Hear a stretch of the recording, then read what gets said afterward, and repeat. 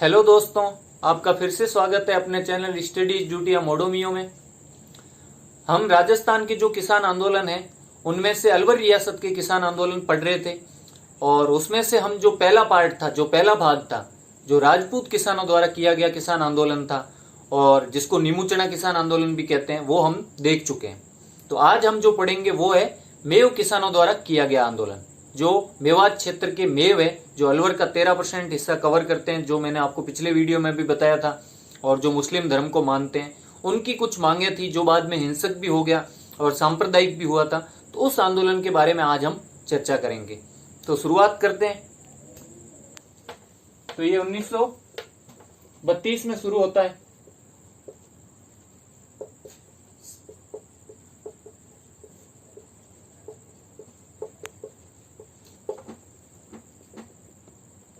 तो कोई भी चीज पढ़ने से पहले उसमें जो भी शब्द आए उसके बारे में अगर जान लें तो थोड़ा मजा आता है कि जो मेव थे ये थे कौन, मेव कौन है, कौन सी जाति है, क्या है।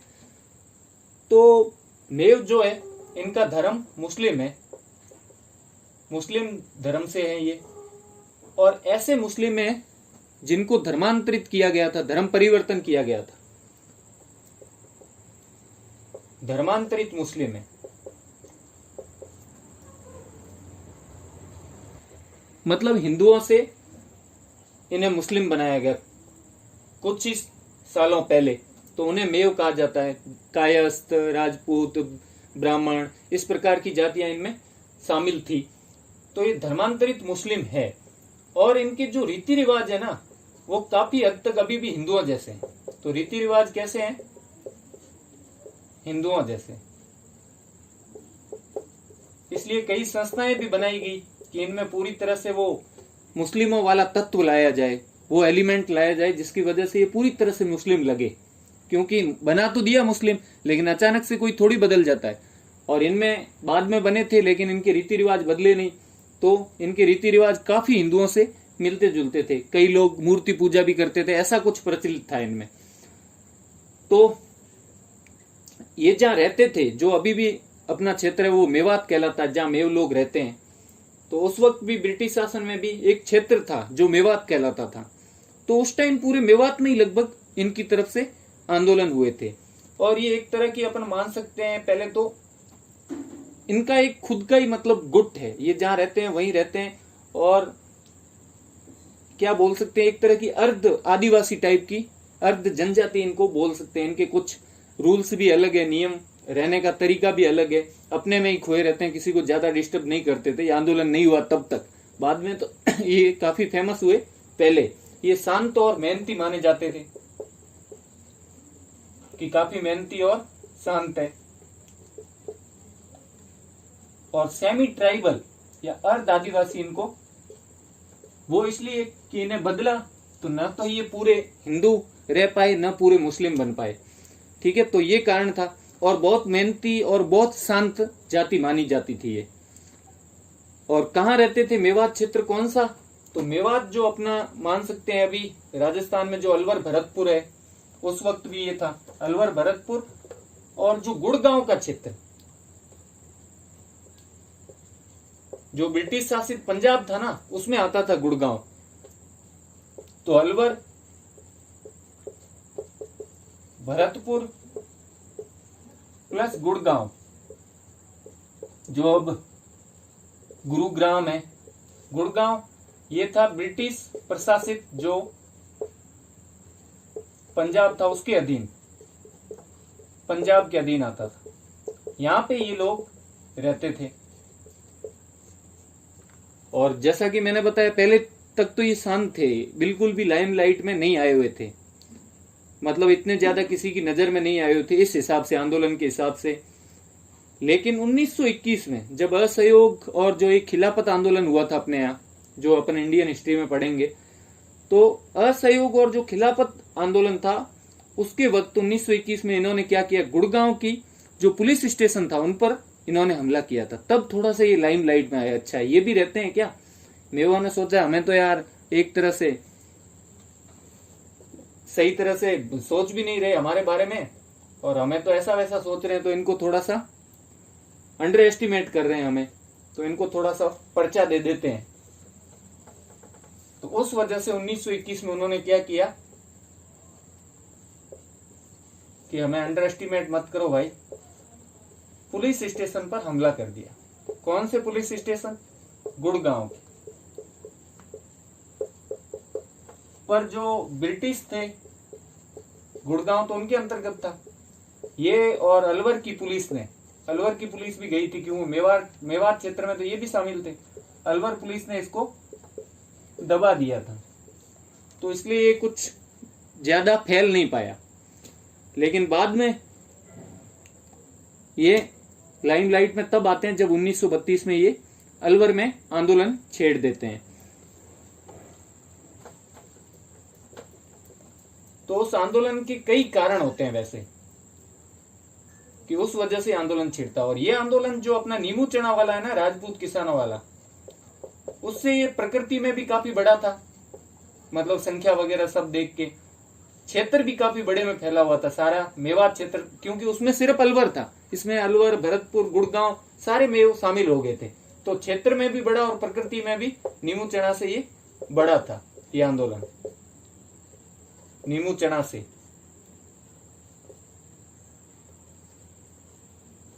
तो अब इसके कारण देख लेते हैं। तो कारण तो यही है कि 1921 में जब पुलिस स्टेशन पर हमला किया, उससे कॉन्फिडेंस आ गया था कि हम भी कुछ कर सकते हैं।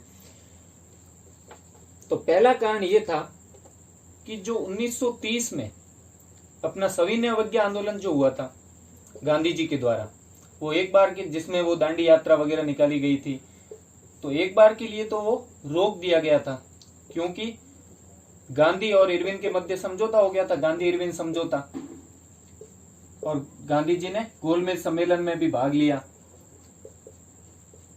सेकंड गोलमेज में। लेकिन बाद में क्या होता है, गांधी जी वापस आते हैं, दोबारा इसे स्टार्ट करने की बात करते हैं और दोबारा स्टार्ट कर देते हैं। तो गांधी जी वगैरह नेताओं को तो गिरफ्तार कर लेते हैं। तो उसमें ये मेव तो शामिल नहीं हुए सविनय अवज्ञा आंदोलन से, लेकिन उसका प्रभाव इस पर जरूर पड़ा, उससे ये प्रेरित हुए। मेव जो हुए वो इससे क्या हुए, प्रेरित हुए। उन्हें लगा हम भी आंदोलन करके हमारी समस्याओं का समाधान करवा सकते हैं।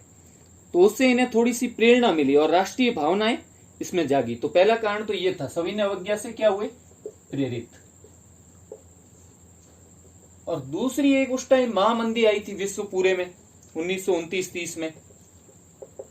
1929-30 में महामंदी थी, वैश्विक महामंदी। तो उस महामंदी से ब्रिटिश जो लोग थे उनके तो सब जगह उपनिवेश थे, तो उसका भार तो ब्रिटिशों पर तो आया ही आया। तो ब्रिटिशों ने अपनी जो पूर्ति थी, क्षतिपूर्ति, वो किससे करेंगे, यहाँ के लोगों से जो उनके उपनिवेश थे। तो सारा भार किस पर आ गया, वैश्विक महामंदी के कारण सारी चीजों की कीमतें बढ़ा दी, ब्रिटिश लोगों ने कर बढ़ा दिए। तो उस वजह से सारा जो भार था, बर्डन सारा था, वो किस पे आ गया, किसान और मजदूर पे। इसीलिए भू राजस्व वगैरह भी बढ़ा दिए इन्होंने अपने क्षतिपूर्ति करने के लिए, क्योंकि भारत तो ब्रिटिश लोगों का ही उपनिवेश था। तो ब्रिटिश तो क्या करेंगे, ज्यादा से ज्यादा कर बढ़ा देंगे या लागें बढ़ा देंगे, भू राजस्व बढ़ा देंगे। तो उस वजह से भी यह आंदोलन थोड़ा सा प्रेरित हुआ। तीसरी चीज जो थी वो ये थी, जो हमने नीमू चना में पढ़ी थी कि 1922 में क्या हुआ, भूमि बंदोबस्त हुआ, जो कब लागू होने वाला था, जिसकी दरें, नई दरें जो भू राजस्व की थी 1923-24 में लागू। तो उस वजह से भी मेव परेशान थे, क्योंकि मेव भी अलवर में रहते थे ना। तो मेव लोग परेशान, हैरान, परेशान, तंग। तो तीसरी चीज ये हो गई। चौथा ये है कि मेव जो थे ना, वो ये चाहते थे, क्योंकि अभी अलवर में रहते थे तो इनकी रिश्तेदारी तो कहाँ होगी, भरतपुर या गुड़गांव यहाँ थी, क्योंकि यहाँ भी मेव रहते थे। अब दूसरी जगह रहते नहीं थे तो यही करेंगे ना। तो जब वो गुड़गांव जाते और सुनते भाई क्या हालचाल है, तो बस बढ़िया है, अच्छा चल रहा है, तो उनके वहां तो अच्छा चल रहा, हमारे यहाँ नहीं चल रहा ना अच्छा, क्योंकि गुड़गांव में जो भू राजस्व की दरें थी वो भी कम थी। ब्रिटिश शासित में आता था पंजाब में वो, तो वहां ब्रिटिशों का शासन था, थोड़ी कम दरें थी वहां, और अकाल होता था तो थोड़ा बहुत उनका माफ भी कर देते थे भू राजस्व वगैरह, अकाल रात काम भी करते थे। कुछ लोग अंग्रेजों ने सही भी किए, अब उन्हें हम नकार नहीं सकते, जो चीज सही है वो तो सही है। तो अकाल रात कार्य होते थे। तो ये जब भी जाते वहां अपने सगा जी के वहां, संबंधी के वहां, समधी जी के वहां, तो पूछते क्या हाल है, तो हाल अपने तो एकदम जोरदार, आपके बताओ, तो हमारे तो वैसे ही हैरान परेशान। तो ये चाहते थे कि हमारी जो भी चीजें हैं, जो आर्थिक लाभ वगैरह जो भी, और दूसरा हमारा जो प्रशासन है, तो भू राजस्व तंत्र या जो प्रशासन है वो गुड़गांव जैसा हो, इनका ये मानना था। तो वही क्या चाहते थे। चौथा कारण ये है कि चाहते थे कि उनका जो भू राजस्व तंत्र है, एक तो वो कि उनकी जो दरें वगैरह है भू राजस्व की, प्लस जो प्रशासन है, अब अकाल राहत कार्य वगैरह ये तो प्रशासन में ही आएंगे। प्रशासन किसके समान हो या समरूप हो, गुड़गांव के, जो ब्रिटिश शासित था, ब्रिटिश शासित गुड़गांव के समान हो,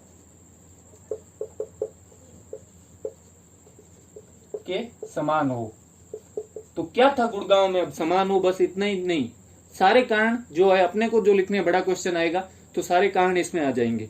पहली चीज कि भू राजस्व कम करके वहां के जितना किया जाए, क्योंकि यहाँ तो मानो जैसे 1 बीघे पर अगर 1 से लेके 4 रुपए थे ना, सॉरी गुड़गांव में 1 से लेके 4 रुपए थे, तो अलवर में क्या था, तो अलवर में तो 4 से लेके 8 रुपए था, ऐसा समझ लो। तो कि हमारी भी दरें कम करके इनके बराबर की जाए। तो जो गुड़गांव में था वो तुलनाएं मैं यहाँ पे लिख देता हूं, ये सब इसी पॉइंट के अंतर्गत है। चौथे में पहला तो भू राजस्व कम करके उनके बराबर करो, उनके समान करो। दूसरी बात कि जो रोड बांध बनाते थे ना जब अंग्रेज लोग, और यहाँ अलवर में भी बनते थे, तो उसके टाइम भूमि अधिग्रहित होती थी, आज भी होती है, भूमि जब्त करते थे, किसान लोगों से लेते थे, तो उसका इन्हें मुआवजा भी नहीं मिलता था, तो उसके लिए मुआवजा दिया जाए। तो रोड बांध वगैरह बनाने में जो भूमि अधिग्रहित होती है, जो ये भूमि अधिग्रहण होता है, उसमें क्या दिया जाए, मुआवजा या क्षतिपूर्ति दी जाए, मुआवजा या क्षतिपूर्ति दी जाए। दूसरा कारण ये था। अब नहीं तो ऐसे ही नहीं पढ़े हुए होते हैं ना, फिर तो तुक्के ही मारते हैं, वही लाख बाग भू राजस्व लाख बाग, जैसे बीए के पेपर में करते हैं ना, 2 वर्ड होते हैं और लिख निबंध आते हैं 2 वर्ड पे पूरा, तो वैसे नहीं करना है। तीसरा कि जो अकाल पड़ता है, अकाल में या किसी विशेष कारण से कोई प्राकृतिक कोई भी आपदा हो, जैसे कृषि को नुकसान हो, उसमें भू राजस्व में छूट दी जाए, भू राजस्व में छूट दी जाए। तीसरा कारण ये हो गया। अब जो चौथा कारण है वो इसी से संबंधित है कि अकाल के टाइम या किसी प्राकृतिक आपदा के टाइम, जैसे ओले बरस गए, फसल नष्ट हो गई, ज्यादा बारिश हो गई, अतिवृष्टि बोलते हैं वो हो गई, या फिर सूखा पड़ गया, तो लास्ट में जाके तो स्थिति वो अकाल की होती है ना। तो अकाल में क्या किया जाए, एक तो भू राजस्व में छूट, दूसरे जो तकावी है, तकावी जिसको बोलते हैं, मतलब जो कृषि ऋण लेते हैं, तो तकावी जो ऋण है, कृषि ऋण है, उसमें छूट दी जाए। तो ये मिटा के मैं लिख रहा हूं वापस, चौथा कि अकाल में तकावी में छूट दी जाए। तकावी मतलब क्या है, कृषि ऋण, मतलब कम से कम ब्याज तो मत लो, थोड़ी सी छूट दो। उसके बाद कि अकाल में जो अकाल राहत कार्य हैं वो भी करवाए जाए, ताकि उनको थोड़ी सी मजदूरी मिले, वो जाके वहां काम कर सके, उनको कार्य मिल सके, रोजगार मिल सके उस वजह से। नहीं तो क्या उन्हें खुद को ही विचारों को संसाधन इकट्ठे करने पड़ते थे, या ऋण या उधार लेके कहीं से गुजारा करना पड़ता था। तो उन्हें ऋण या उधार न लेना पड़े, थोड़ा बहुत उनका काम चलता रहे, इसके लिए क्या हो, अकाल में अकाल राहत कार्य हो। जैसे अपने मनरेगा वगैरह चलते हैं ना, वैसे ही कुछ कार्य शुरू किए जाए। तो अकाल में अकाल राहत कार्य शुरू किए जाए, ताकि उन्हें ऋण वगैरह दूसरों साहूकारों से न लेना पड़े।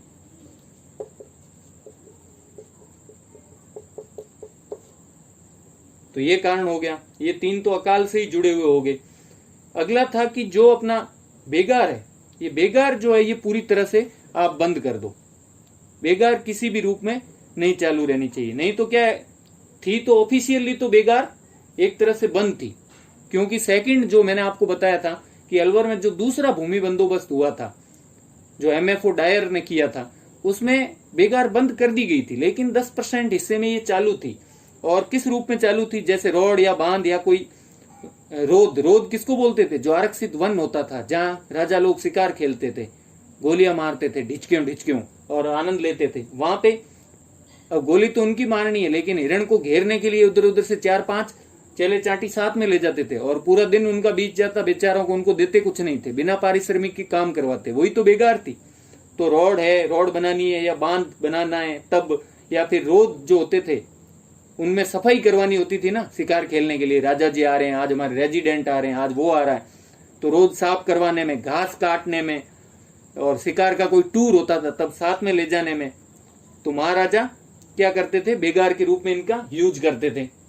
शिकार में पानी वानी बेचारे पिलाने के लिए इक्का दुक्का साथ में ले जाते थे। कोई ठानिया बगानिया पकड़ के कोई घूम रहा होता तब, तो उसका तो पूरा दिन खराब चला जाता ना। तो बेगार को पूरी तरह से बंद करो। और बेगार किस किस में चालू थी वो भी मैंने आपको बता दिया। पूर्ण तरह इसका अबोलिशन किया जाए, पूर्णतः बंद हो, क्योंकि अनऑफिशियली, अनौपचारिक रूप से, अनआधिकारिक रूप से ये चालू थी। क्योंकि अनआधिकारिक रूप से या अनाधिकारिक, क्योंकि संधि हो गई ना, अनाधिकारिक रूप से ये चालू थी। कहां कहां चालू थी? तो रोड, बांध, रोड बनाने, रोड को साफ करने में, जो उनके शिकार खेलने का आरक्षित वन था वो, घास काटने में, महाराजा के शिकार के टूर में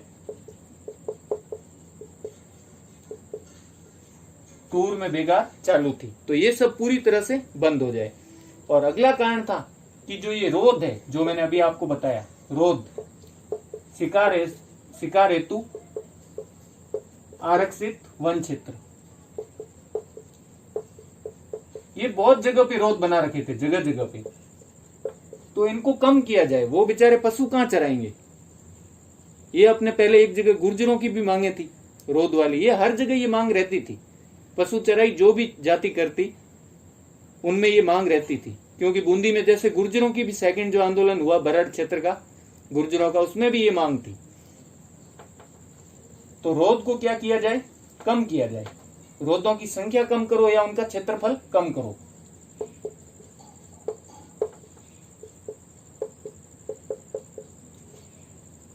अगला कारण कि जो रोध के पशु थे, जंगली जानवर थे, वो घुस आते थे खेतों में। जैसे रोजड़ा किसको? नील गाय को बोलते हैं। नील गाय है या फिर जो जंगली सुअर है, ये आते और फसल बर्बाद कर देते। तो अब उसकी शिकायत करते, तो भी क्या शिकायत करें कि ये तो जानवर है, हम क्या करें? तो उनको मारने की अनुमति दी जाए। ज्यादातर स्पेशली जंगली सुअर वहां ज्यादा थे, तो जंगली सुअर को मारने की अनुमति दो।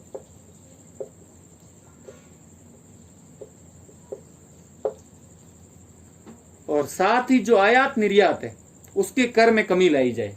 आयात निर्यात पे जो कर लगता है, जो कस्टम ड्यूटी लगती है, उस पर कमी लाई जाए। क्योंकि जो मवेशी आयात निर्यात ये करते थे ना एक जगह से, अब जैसे अलवर से भरतपुर में बेच रहा है, तब भी इन पे क्या लगता था? कर लगता था। तो आयात निर्यात कर, किसका आयात निर्यात? मवेशी के। मवेशियों के आयात निर्यात कर में कमी लाई जाए।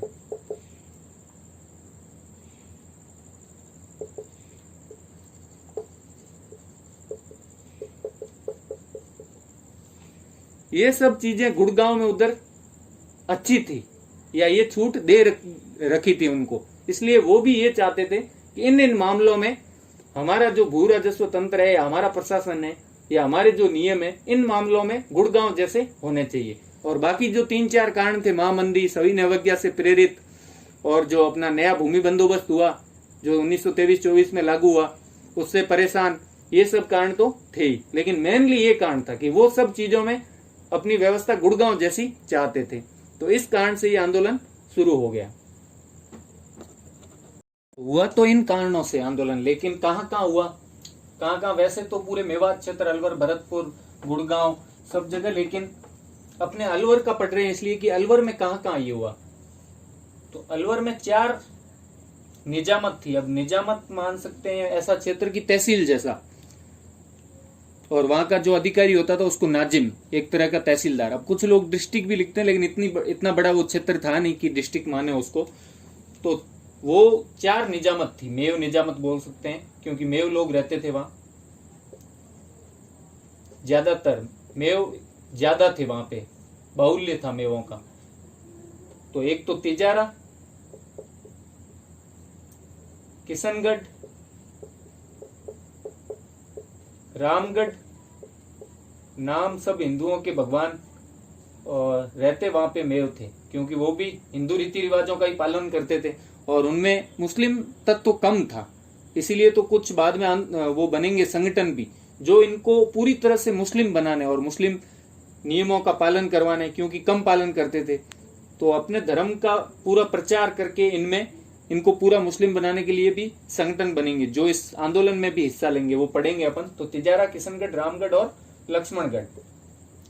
नाम सब सिंपल ही है।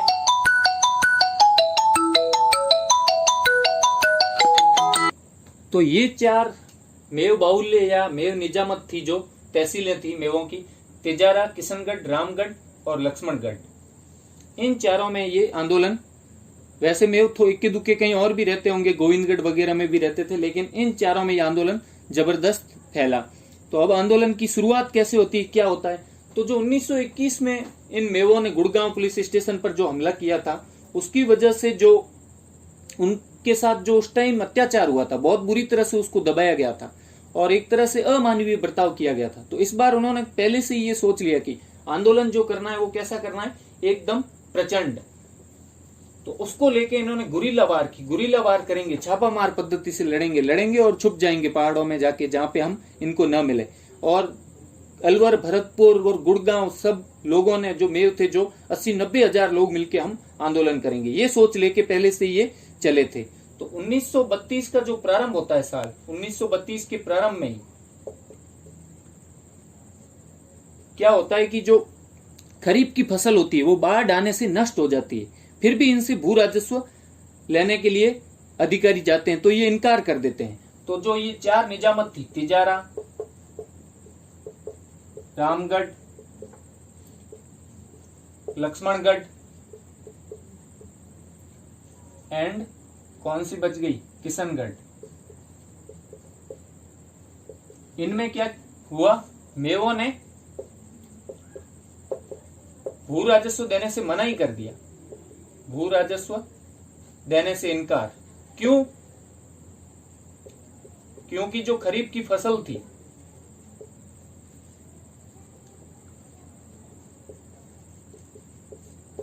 खरीफ की फसल नष्ट हो गई थी बाढ़ से।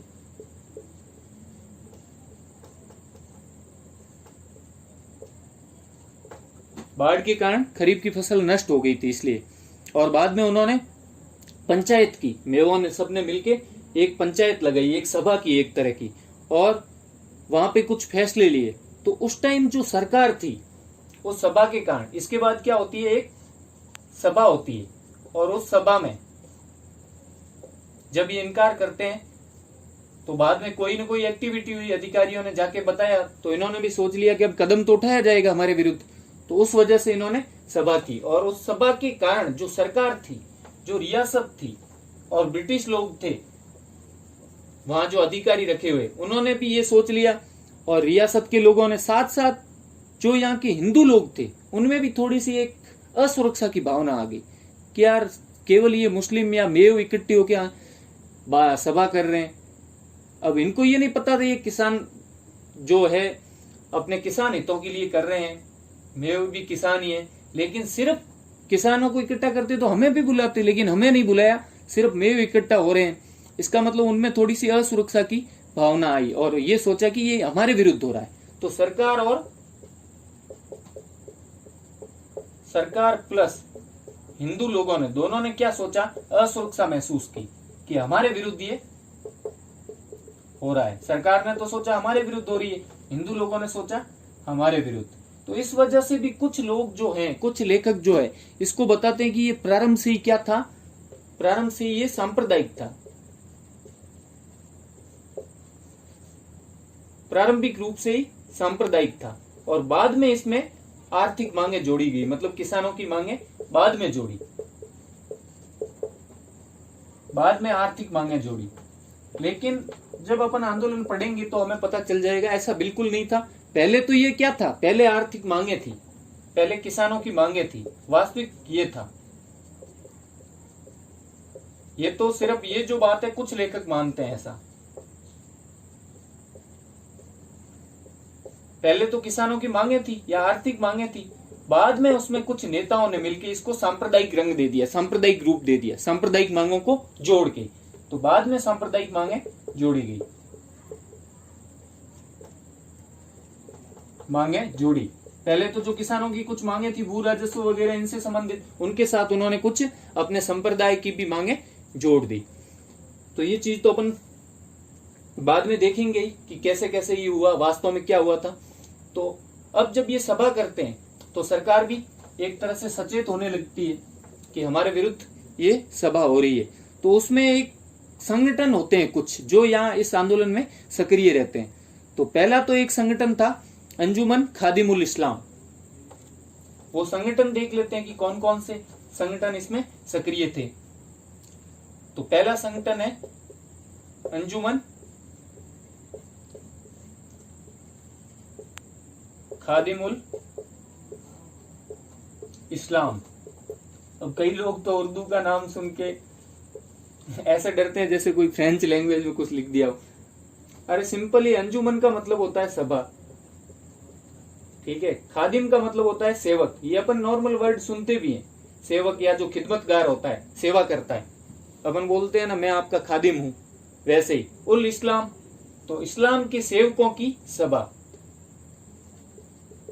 इस्लाम के उल ए ई ये तो बीच में लगते ही हैं उर्दू वर्डों, जो शब्द होते हैं या कोई सेंटेंस होता है तो अपन उसमें देखते हैं अंजुमन ए खादिमुल इस्लाम, यहाँ ए भी लगाते हैं कुछ लोग, तो उससे डरना नहीं है। कई बार ये नहीं भी होता है तो भी चलता है, इसको साथ में भी लिख देते हैं कुछ लोग संधि करके, खादिमुल इस्लाम, ऐसे खादिमुल, ये उल को साथ में जोड़ देते हैं। और कुछ अंजुमने ऐसा लिखते हैं, क्यों, या अंजुमन ई, तो यहाँ पे बीच में ए लगाते हैं जैसा हम उर्दू के शब्दों में पढ़ते हैं। तो अंजुमन खादिमुल इस्लाम या अंजुमन ए खादिमुल इस्लाम ये संगठन था। ये इसकी मांगे क्या थी, जो ये शिक्षा के लिए, वैसे तो ये सामाजिक सुधारों के लिए, जो मुस्लिम लोग हैं उनमें सामाजिक सुधारों के लिए बनाया गया था अंजुमन खादिमुल इस्लाम। ये क्या करता था शिक्षा के लिए, मतलब स्कूलें वगैरह खोलता था। तो उन्होंने ये मांगे उठाई, ये जो सभा थी इस्लाम के सेवकों की, उसने भी किसानों के लिए क्या की, मांगे उठाई, इन मांगों को आगे बढ़ाया। और इसने और क्या काम किया शिक्षा के लिए, मुस्लिमों के लिए स्कूलें खोली, मकतब खोले। मकतब ये भी उर्दू वर्ड है मकतब, मकता नहीं, मगदा नहीं, मकतब। और तो अपन सोचेंगे कि यार उर्दू में तो स्कूल को शायद मदरसा बोलते हैं, मदरसा तो उच्च शिक्षा के लिए, ये अ आ इ ई क का की बारकड़ी सीखने के लिए। ये प्राथमिक स्कूलें होती है उनको मकतब बोलते हैं, प्राथमिक स्कूल। तो बच्चों के लिए उन्होंने इस अंजुमन खादिमुल इस्लाम ने क्या खोली, मकतब खोले और किसानों की मांगों को भी आगे बढ़ाया। तो जब ये पता चला कि अच्छा, सरकार को जब ये ध्यान में आया कि ऐसा ऐसा संगठन है और मकतब खुल रहे हैं, और साथ ही साथ हो सकता है ये स्कूलें इसलिए खोली जा रही हो कि इसमें पूर्ण तरह से हमारे आंदोलन की भावना भरी जाए बच्चों में, और वो जो स्कूलें हैं वो मीटिंग का स्थान बन जाए, राजनीतिक मीटिंग का, किसानों की मीटिंग का। इसलिए उन्होंने 2 मई 1932 को एक नियम निकाल दिया, रूल निकाल दिया एक तरह का। तो 2 मई 1932, भूल से कहीं मैंने 31 तो नहीं बोल दिया पिछली बार, क्योंकि जल्दबाजी में कभी कभी हम बोलते हैं लेकिन हमें पता नहीं चलता क्या बोला। 2 मई 1932 इसको सरकार एक नियम निकालती है, एक नोटिफिकेशन जारी करती है, एक तरह की अधिसूचना। और उस अधिसूचना में क्या लिखा होता है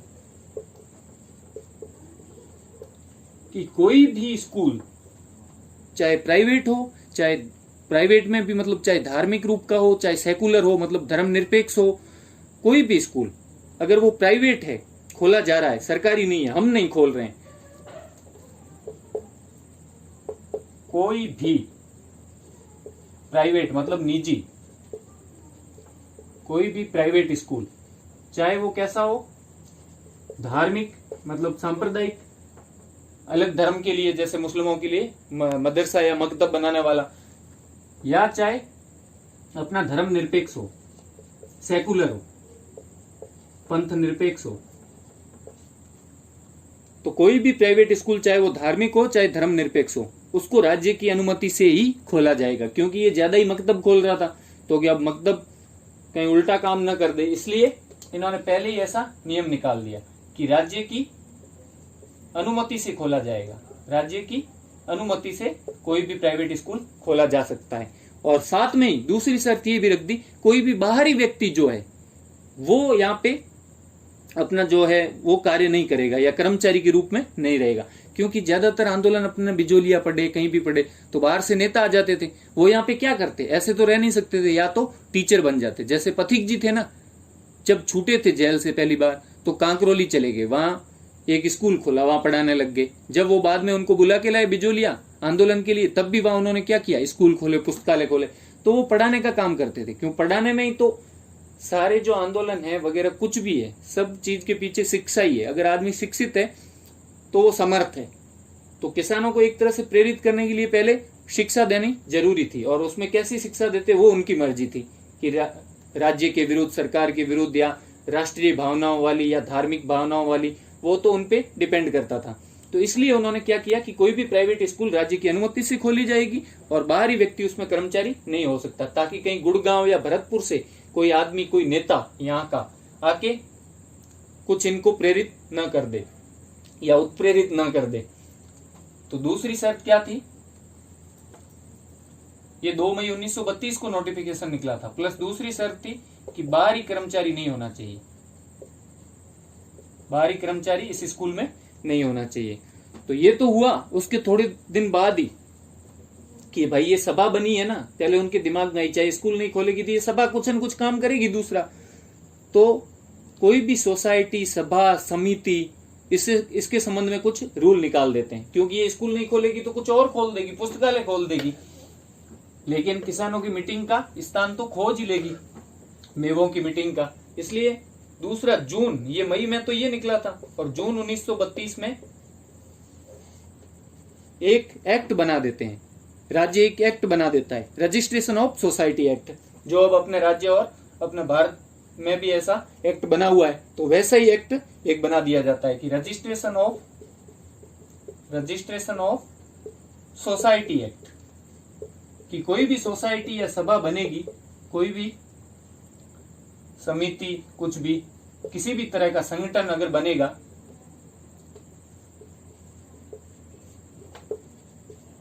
तो उसका रजिस्ट्रेशन करवाना अनिवार्य है, कि उससे राज्य के द्वारा उसका रजिस्ट्रेशन किया जाएगा, उसका पंजीकरण करवाना अनिवार्य है। तो इस एक्ट में क्या था कि कोई भी संगठन, जैसे ये भी एक संगठन था, तो कोई भी संगठन, अब इसमें ये भी चीज थी कि चाहे नोटिफिकेशन अब निकला है जून 1932 में, लेकिन अगर उससे पहले बन भी गया है, जैसे कि ये बना हुआ था तो उनको पता था, तो ये मतलब पीछे से ये एक्ट लागू किया गया, ऐसा नहीं है यहीं से एक्ट लागू होगा। अगर कोई बन भी गया है तो उनको भी रजिस्ट्रेशन करवाने पड़ेंगे। तो कोई भी संगठन जो चाहे पहले का हो या इस एक्ट के निकलने के बाद का, उसको क्या करना पड़ेगा, पंजीकरण करवाना पड़ेगा, रजिस्ट्रेशन करवाना पड़ेगा।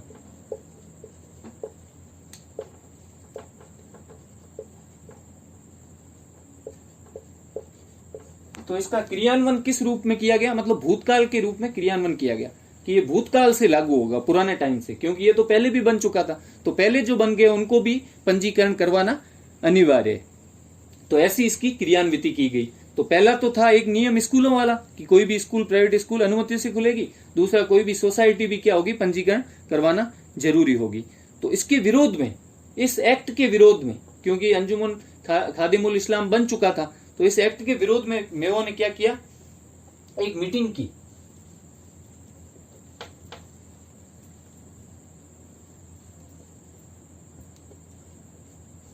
इस एक्ट के विरोध में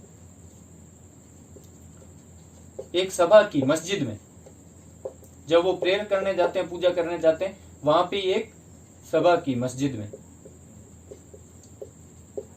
सभा की। किस तारीख को, जुलाई में, जून में ये एक्ट निकला था और 22 जुलाई 1932 को ये सभा होती है। डेट का ज्यादा लोड मत लेना, 22 जुलाई, आप जुलाई याद रख लोगे तो भी खूब है, 22 जुलाई या 1932 याद रख लोगे ना तो भी क्रमवाही बस घटनाएं याद होनी चाहिए और नाम होने चाहिए याद, ये जो इम्पोर्टेंट है।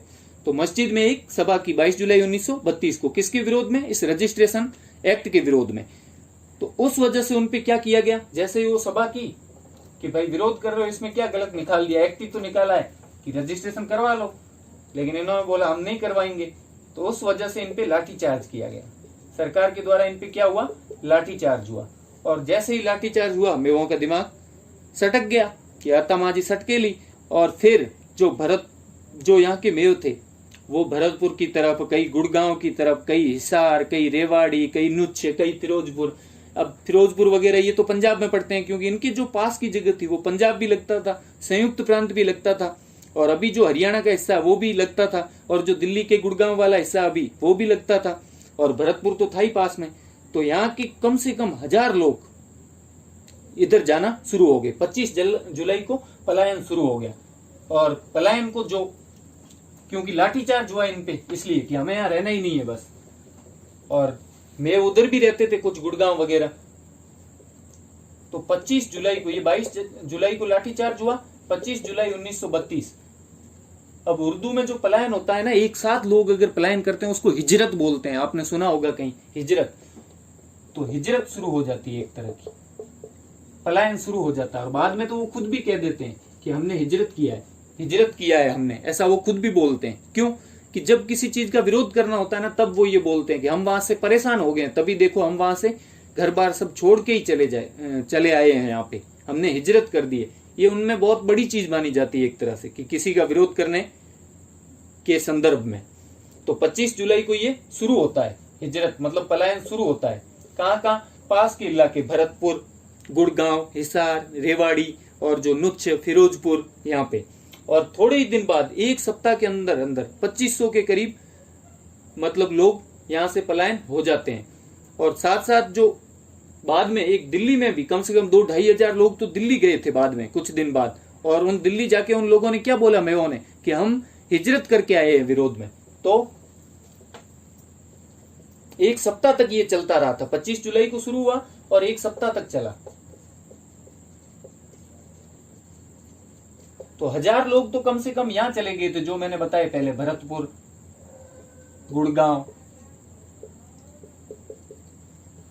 रेवाड़ी, हिसार, फिरोजपुर।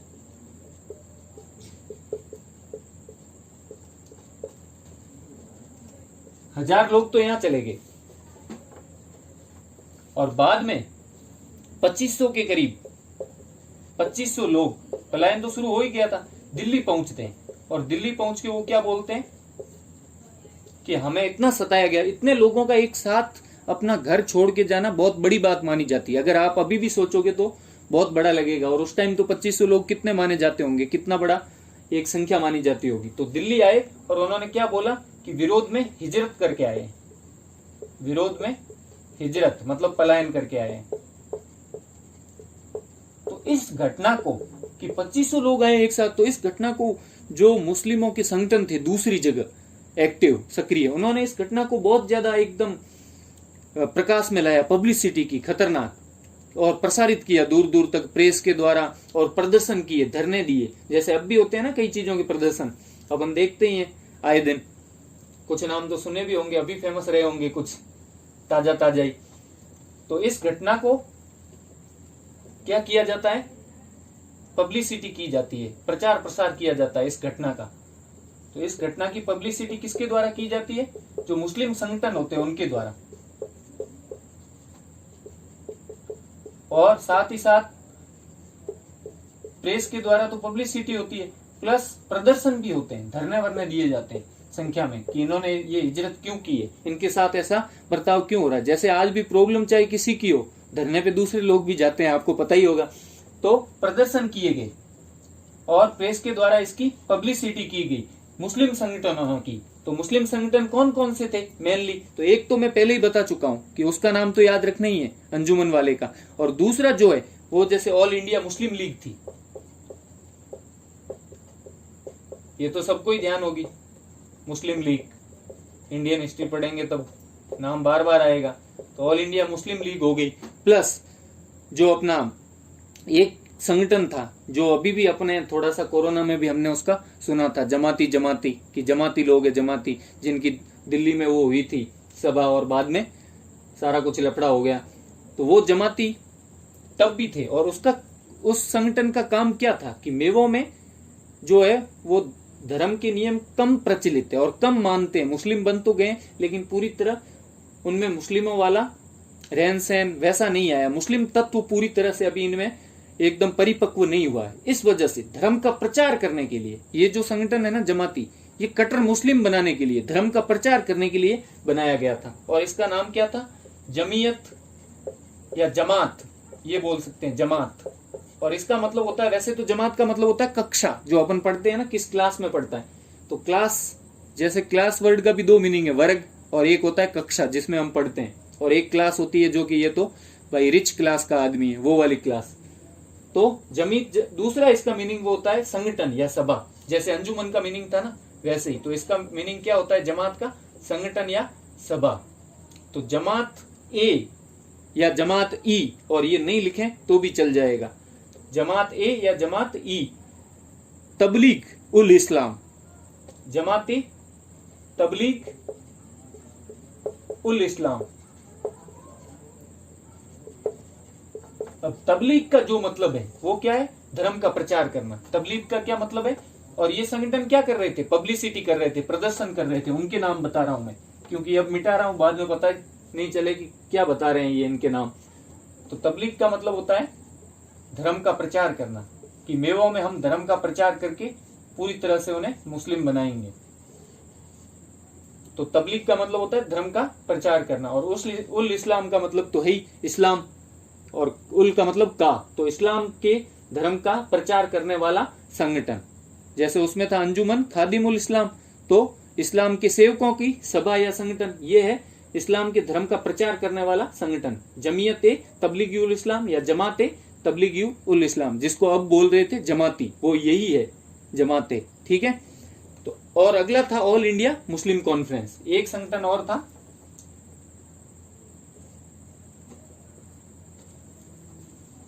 प्लस एक संगठन और, all India Muslim conference, all India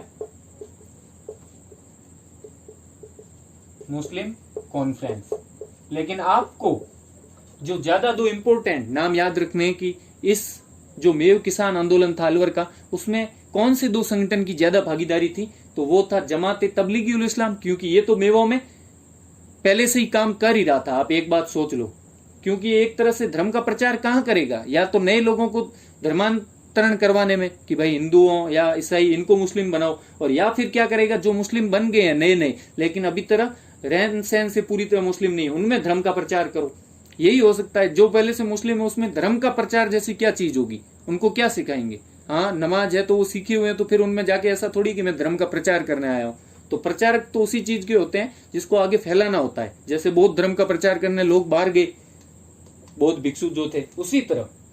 तो एक तो जमात तबलीगी उल इस्लाम, एक जो मैंने पहले बताया अंजुमन खादिमुल इस्लाम, ये दो नाम आपको इसमें याद रखने ही है। तो ये सब इसकी क्या करते हैं, प्रदर्शन करते हैं, और साथ में क्या करते हैं, अब कुछ मांगे जो है वो सांप्रदायिक भी जुड़ जाती है। पहले तो ऐसा नहीं होता। अब इसमें क्या होता है, मैंने आपको बताया था इसलिए कि लेखकों ने कुछ लेखकों ने कहा कि पहले से ही सांप्रदायिक था, ऐसा नहीं था। पहले किसानों की मांगे थी, भू राजस्व नहीं देना चाहते थे, बड़ा हुआ कि भाई खरीफ की फसल का नहीं दिया, क्यों, क्योंकि बाढ़ आ गई। और अपने जो नियम थे वो कैसे बनाने चाहते थे, गुड़गांव वालों जैसे, भू राजस्व के संबंध में और प्रशासन के संबंध में। बाकी ये चीजें सांप्रदायिक वाली उनमें थी नहीं, कि भाई अगर आपदा आती है, प्राकृतिक या अकाल पड़ता है तो हमारा भू राजस्व मत लो, ये मांग थी। लेकिन अब इन संगठन लग गए साथ में। तो जैसे ही संगठन साथ में लग गए राजनीति वाले, तो उन्होंने इसको क्या किया, सांप्रदायिक रूप दे दिया। तो अब प्रदर्शन और पब्लिसिटी की वजह से कुछ संगठनों ने, जो अभी मैंने बताए थे, ने इसमें सांप्रदायिक मांगे जोड़ दी।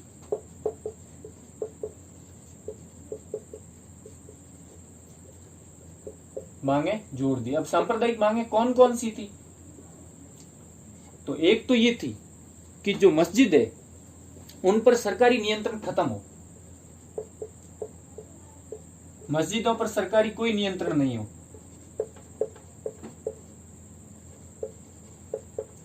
सरकारी नियंत्रण खत्म किया जाए। प्लस पहला तो मस्जिदों पर सरकारी नियंत्रण खत्म, दूसरा कि उर्दू को बढ़ावा दिया जाए।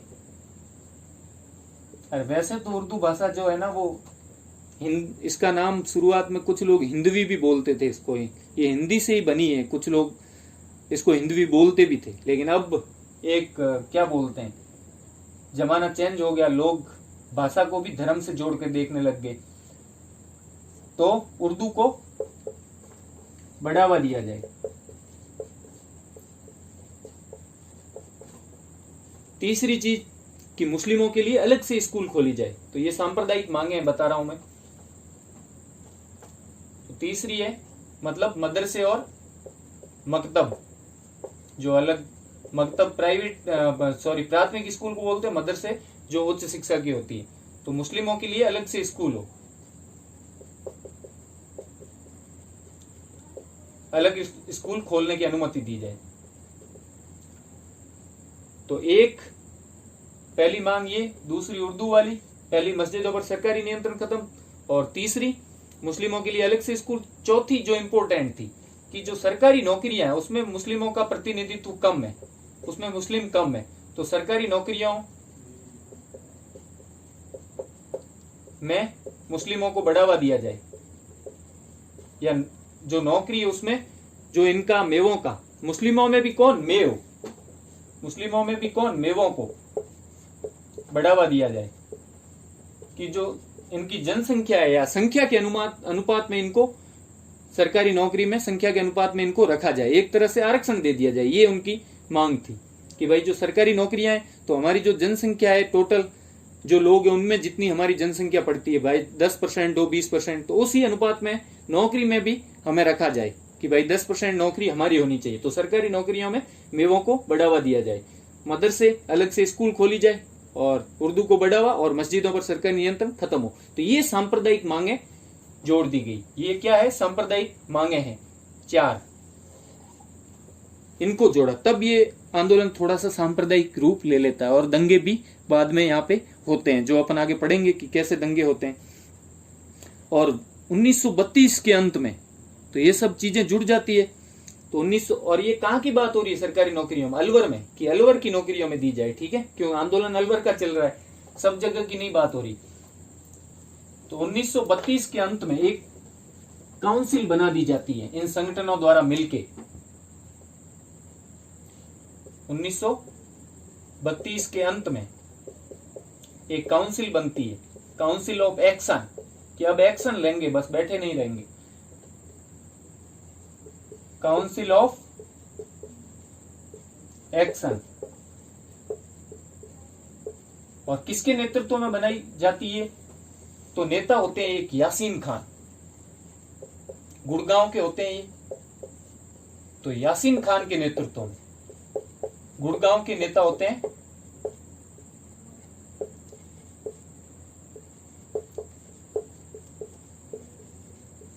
और इनके तो नेतृत्व में होता है, और 2 नेता और होते हैं जो भी इनके साथ होते हैं, एक तो सैयद भीख नारंग और एक मोहम्मद अली। तो सैयद भीख नारंग जो है,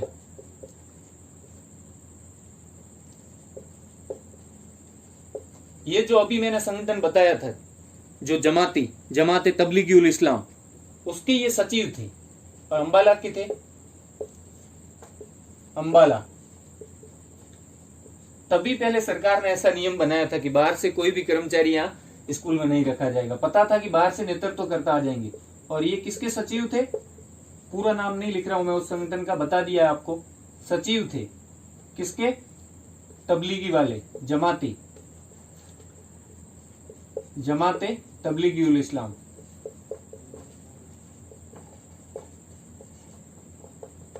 इसके ये सचिव थे। और तीसरे थे मोहम्मद अली। मोहम्मद अली एक बॉक्सर भी, बॉक्सर का भी नाम है ना मोहम्मद अली। और हमने जो 1857 की क्रांति पढ़ी थी उसमें भी एक नाम आता है जो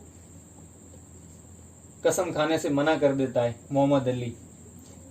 तो ये काफी फेमस नाम है हर जगह। वैसे ये नाम कॉमन हो जाते हैं इसलिए ऐसा हो जाता है। तो पहले थे यासीन खान। यासीन खान भी कश्मीर में जो चल रहा है उपद्रव वगैरह उसमें नेता थे पहले, ये अब भी है। और दूसरे सैयद बीक नारंग और तीसरे मोहम्मद अली। तो ये वो सेम नहीं है, नाम बता रहा हूं बस कि नाम सेम। तो यासीन खान, सैयद बीक नारंग और मोहम्मद अली, ये 3 नेता थे। इन्होंने मिलकर एक काउंसिल ऑफ एक्शन बनाई। मेनली जो नेतृत्व करता थे वो कौन थे? गुड़गांव के यासीन खान। और बीक नारंग कौन थे? जमाते तबलीगी उल इस्लाम के सचिव, अंबाला के रहने वाले। ये जो थे मोहम्मद अली, ये अलवर के ही थे, स्थानीय नेता, लोकल स्थानीय नेता, मतलब अलवर का आंदोलन है तो अलवर के, ये अलवर के नेता थे। ये 3 नाम आपको याद रखने हैं, कंठस्थ। तो राजा ने जब सुना भाई काउंसिल ऑफ एक्शन बनी है, मतलब अब तो मूवी में एक्शन होगा तो लड़ाई होगी, तो राजा ने सोचा पहले एक्शन न होने दिया जाए, शांति रखी जाए। इसलिए क्या किया, एक आयोग बना दिया जाता है कि हम आयोग बना रहे हैं, तुम्हारी मांगों की तहकीकात होगी पूरी, और अगर वाजिब हुई तो हम मान लेंगे। तो राजा क्या करता है, ये काउंसिल ऑफ जब एक्शन बन जाती है तब राजा द्वारा एक आयोग बनाया जाता है मांगों की जांच के लिए। वैसे जांच आयोग तो क्या, आयोग बोल दो। राजा द्वारा एक कमीशन बनाई जाती है और उसमें कौन कौन होते हैं? 3 लोग होते हैं। एक तो होते हैं दुर्जन सिंह,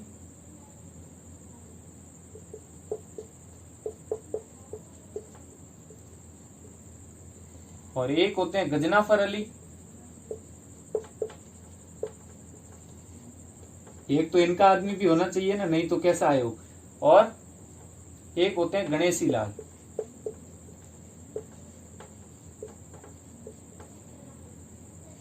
तो दुर्जन सिंह, गजनाफर अली, गणेशी लाल, 2 नाम तो गणेश जी से मिलते हुए हैं। गज, हाथी जैसी सूंड, गजनाफर अली, गणेशी लाल, कि भाई श्री गणेश कर दिया आयोग का। तो ये 3 लोग होते हैं उस आयोग में।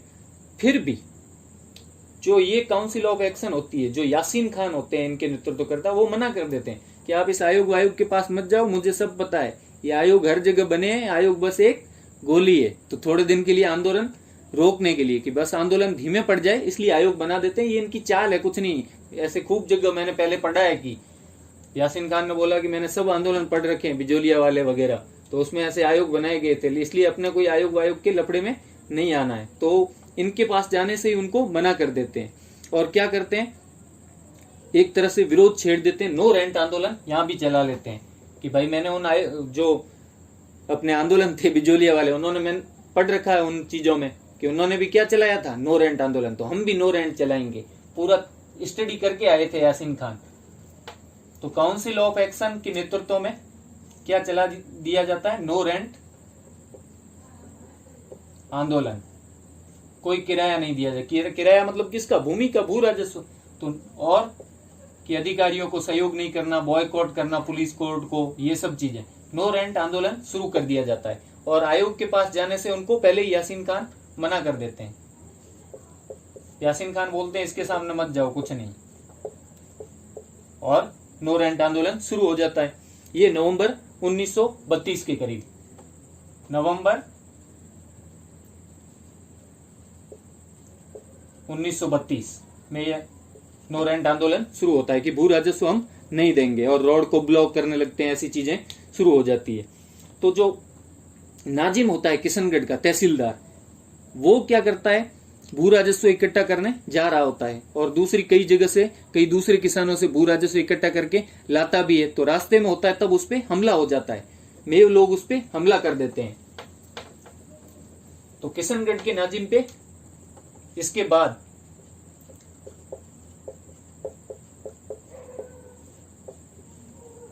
के नाजिम पे या तहसीलदार पे हमला हो जाता है। नाजिम पर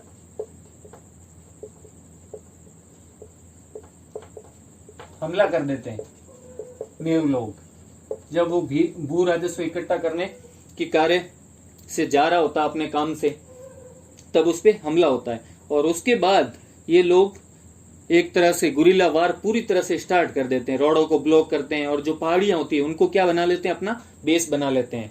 जैसे अफगानिस्तान वगैरह में भी जो तालिबान वगैरह थे वो पहाड़ियों में ही रहते थे, तो पहाड़ी को बेस बना लेते हैं और साथ में एक वॉचमैन चौकीदार भी लगा देते हैं। भाई उधर से कोई आता हुआ दिखाई देना तो सीटी बजाना, ढोल बजाना, ड्रम, उस वॉचमैन को ड्रम दे देते हैं। पूरी तरह से जंगली छापा मार लड़ाई जो शिवाजी वगैरह ने लड़ी थी वैसे। तो पहाड़ियों को बेस बना के और वापस भाग जाते थे, उन पे हमला करते और भाग जाते। तो इन सब चीजों से जो ये किशनगढ़ के नाजिम पर हमला, नो रेंट आंदोलन और ये रोडों को ब्लॉक करना, पहाड़ियों में रहना, इन सब चीजों से मेव जो थे और ज्यादा उत्साहित हुए। भाई अब राजा से तो कुछ हो ही नहीं रहा हमारे विरुद्ध, हम तो तंग किए जा रहे हैं, क्योंकि उनके खिलाफ कोई एक्शन खास हुआ नहीं, कुछ किया नहीं, बस वो करते रहे हमले और राजा की तरफ से कोई एक्शन नहीं हुआ। तो महाराजा ने एक घोषणा कर दी कि और कुछ नहीं हो रहा है तो घोषणा तो करूं। तो जब रोड ब्लॉक और छापामार जो हमले हैं, जिसमें पहाड़ी को बेस बनाना, वॉचमैन लगाना ढोल वाला और हमला करके वापस भागना, ये सब हुआ, तो मैं उत्साहित हुए। और मैं उत्साहित हुए तो राजा को लगा अब कुछ और होगा। तब राजा ने एक घोषणा की और उस घोषणा में क्या कहा, गैर कानूनी गतिविधियां बंद करने की अपील, कि भाई अपील ही कर सकता हूं मैं तो।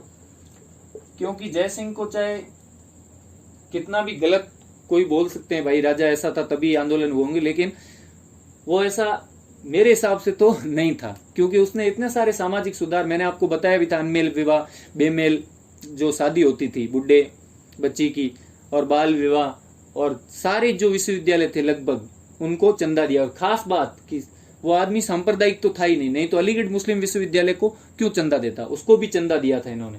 तो राजा ने घोषणा की और किसानों के विरुद्ध होता तो आपने देखा ही है, नीमू चना में बाद में उनको छोड़ भी दिया था और राहतें भी दी थी, मुआवजा भी दिया था 128 रुपए। तो इस वजह से लगता है कि ऐसा नहीं था। ब्रिटिश जो थे ना वो गेम खेल रहे थे, वो आम के आम गुटलियों के भी दाम चाहते थे कि ये भी हट जाए, एक तीर दो शिकार, राजा को हटा देंगे कुछ न कुछ बहाना लगा के, और जो दूसरे किसान हैं उनको भी कुछ राहतें देके अपने पक्ष में कर लेंगे, चुप कर देंगे। ये उनकी एक तरह से गेम प्लान था। तो राजा ने क्या घोषणा की, गैर कानूनी गतिविधियां बंद करने की अपील की।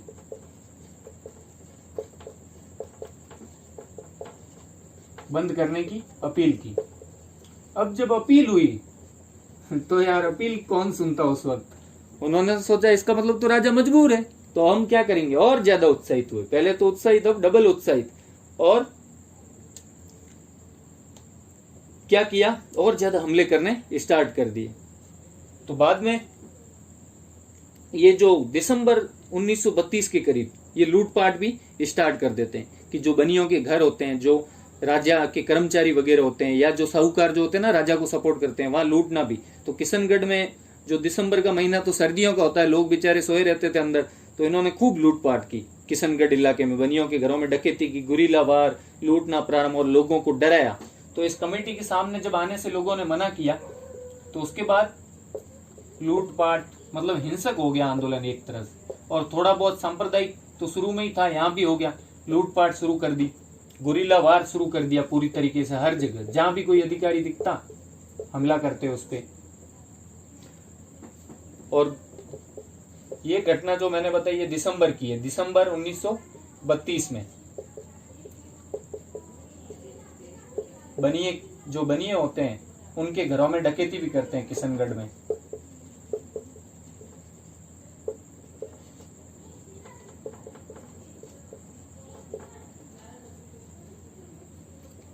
किशनगढ़ में क्या लिखना है, क्या लिख रहा हूं, किशनगढ़ में।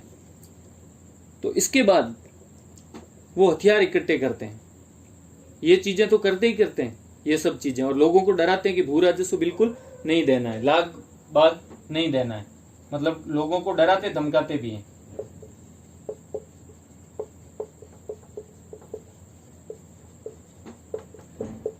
भू राजस्व नहीं देने के लिए।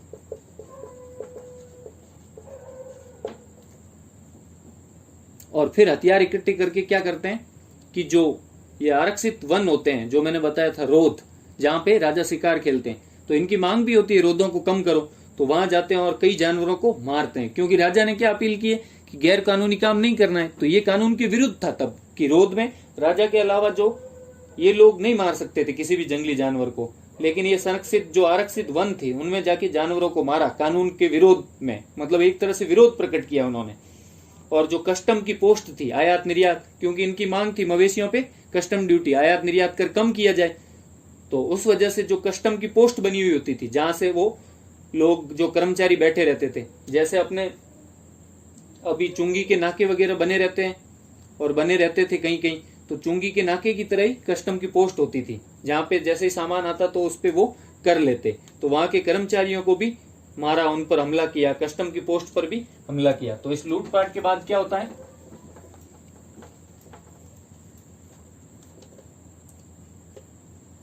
एक तो कस्टम पोस्ट पे हमला और एक आरक्षित वनों में जानवरों को मारना या रोधों में जानवरों को मारते हैं। ये विरोध दर्शाने के लिए ऐसा करते हैं, जो गैर कानूनी होता है। और राजा की अपील इनको, राजा को ही महंगी पड़ गई। शायद इन्हें याद नहीं आता कि गैर कानूनी काम नहीं करने। पहले तो सिर्फ गुरीला वार चल रहा था कि अधिकारियों पे हमले, अब तो और चीजें भी करने लग गए कि अच्छा गैर कानूनी काम करने हैं क्या, कस्टम पोस्ट पर हमला, कस्टम पोस्ट पर हमला, जो कर्मचारी थे उन पर हमला, ये सब चीजें उन्होंने करना शुरू कर दी। और फिर ये दिसंबर में तो ये सब चल ही रहा था, सारी लूटपाट वगैरह। जनवरी 1933 में सेना भेजी जाती है, लेकिन वो सेना मैदानों में जाती है, तो मैदानों में वो लोग तो पहाड़ियों में भाग जाते हैं, तो कुछ खास असर नहीं होता है। क्योंकि जो ये लक्ष्मणगढ़ गोविंदगढ़ के मैदान थे, वहां बाद में सेना भेजी जाती है इस कस्टम वगैरह के हमलों के बाद, जनवरी 1933।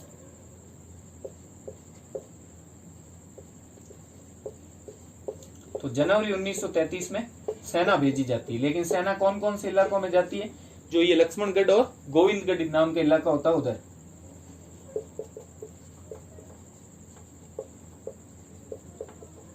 और गोविंदगढ़, ये मैदानी इलाकों में भेजी जाती है, सिर्फ इनके मैदानी इलाकों में। तो मैदानी इलाकों में भेजने का कोई फायदा नहीं निकलता है,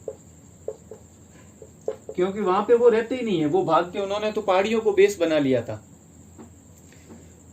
और उसके बाद ये जो आंदोलन है ज्यादातर सांप्रदायिक ही रहता है, मतलब जो हिंदू घर होते हैं उसमें आगजनी कर देते हैं, लूटपाट कर देते हैं, तो सांप्रदायिक घटनाएं होती है काफी, तिजारा में वगैरह सब जगह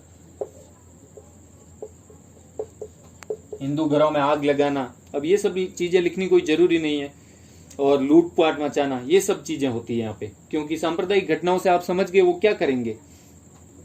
और बाद में जो मेवात क्षेत्र है, जो पंजाब वाला, उसमें अंग्रेजों को ऐसा लगता है कि भाई यहाँ जो हो रहा है ना, ये तो बहाना होता है अंग्रेजों का। वैसे तो वो अंग्रेज ये बोलते हैं भाई तुम्हारे यहाँ हो रहा है, तो हमारा जो पंजाब के अंडर में जो मेवात वाला इलाका है, गुड़गांव वाला, ये पंजाब के अंडर में आता है, तो यहाँ भी इनको देख के भाई हमारे यहाँ भी विद्रोह हो सकता है, क्योंकि खरबूजे को देख के खरबूजा रंग बदलता है, तो तुम्हारे यहाँ आज हो रहा है तो कल हमारे यहाँ इनको देख के देखा देखी हो सकता है। इसलिए ब्रिटिश ने सेना भेज दी। अब बेचारा, वैसे तो राजा सोचता था कि कौन किसानों को मारे, इसलिए राजा इस हिसाब का ही रहा, क्योंकि वो सांप्रदायिक तो खुद तो कतई नहीं था, इसलिए उसने किया नहीं, लेकिन ब्रिटिश ने सेना भेज दी।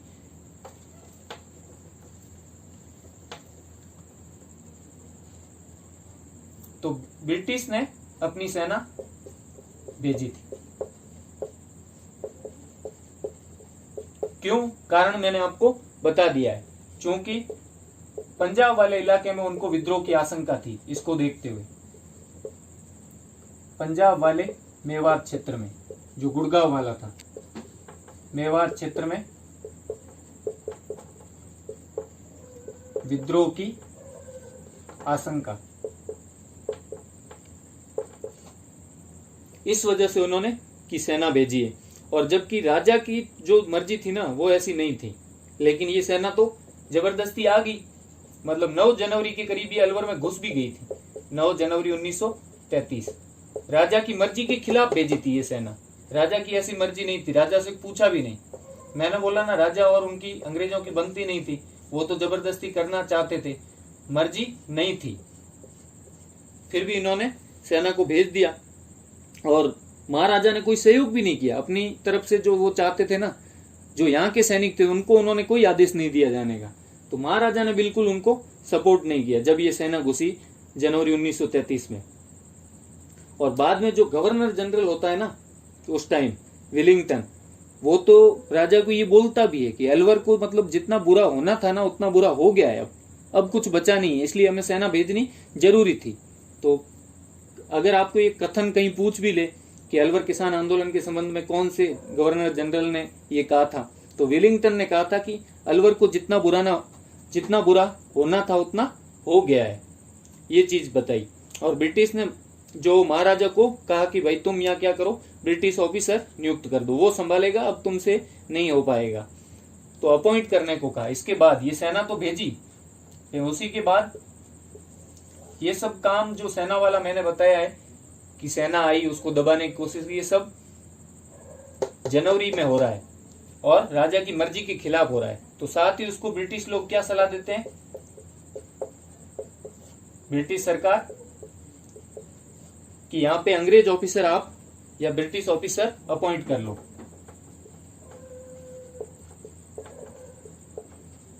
ब्रिटिश ऑफिसर नियुक्त कर दो अलवर में, वो संभालेगा, आप बस बैठे रहो, नियुक्त करने की सलाह देते हैं।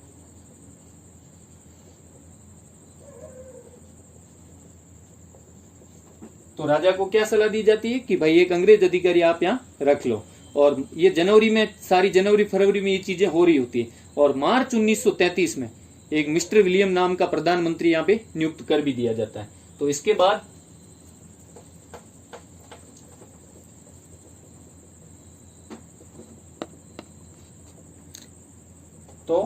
इसके जस्ट बाद मार्च 1933 में मिस्टर विलियम, क्या नाम होता है, विलियम, इसको वहां पे क्या नियुक्त कर देते हैं, पीएम, प्राइम मिनिस्टर, एक तरह का दीवान नियुक्त कर भी देते हैं ये अंग्रेज अधिकारी। पहले तो सलाह देते हैं और बाद में नियुक्त भी कर देते हैं। और जो थोड़े समय बाद 15 मार्च को ही मेवों को भी कुछ राहत दे दी जाती है, कुछ मांगे मान ली जाती है और भू राजस्व कम कर दिया जाता है और विद्रोह को भी दबा दिया जाता है। और जो महाराजा होता है उसके साथ क्या करते हैं, जो वो चाहते थे पहले ही कि जो भाई तिजारा में जो दंगे हुए थे ना, मतलब दंगे हो गए थे, सांप्रदायिक हो गया था आंदोलन, तो उसमें तिजारा वाले दंगों में के कारण कि तुम संभाल नहीं पाए, तुम कुछ कर नहीं पाए, अपीलें करते रहे, इसलिए तुमको हटाया जाता है। क्योंकि यहाँ पे सांप्रदायिक दंगे हो गए, हिंदू मुस्लिम भड़क गए, इसलिए तिजाराओं के दंगों के कारण राजा को उस पे वो आरोप लगा के हटा दिया जाता है। तो 15 मार्च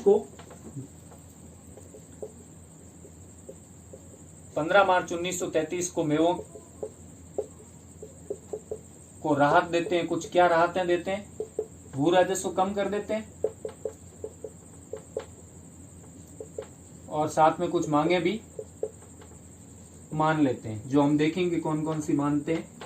लेकिन पहले ये थोड़ा देख लेते हैं कि राजा को हटा दिया और साथ में विद्रोह को भी दबा देते हैं। ये मांगे जब मान ली तो एक बार के लिए विद्रोह खत्म हो जाता है, दबा दिया जाता है अंग्रेज द्वारा, सेना तो आई थी।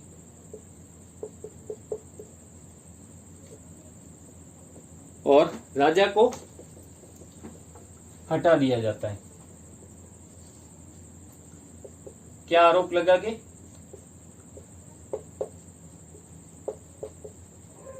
हटाकर पेरिस भेज देते हैं, पेरिस भेज दिया जाता है, जहां पे उनकी मृत्यु भी फिर वहीं होती है। भेज देते हैं और आरोप क्या लगाते हैं, तिजारा के दंगों का, कि भाई दंगे तुम नहीं संभाल पाए, दंगों के आधार पर। तो जयसिंह को तिजारा के दंगों के आधार पर हटाया गया और पेरिस भेज दिया गया, इनकी मांगे मान ली गई। तो 1933 के अंत तक ये समाप्त हो जाता है। अब मांगे कौन कौन सी मानी, वो देख लेते हैं।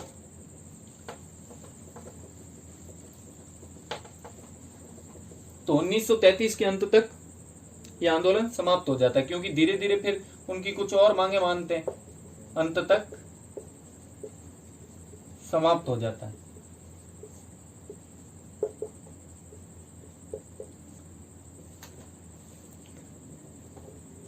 और जो मांगे थी जो उनकी मांगे मानी गई वो कौन कौन सी थी? एक तो कि तुम्हारे लिए भाई मेवात के लिए अलग से ऑफिसर नियुक्त करेंगे, पूरे मेवात के लिए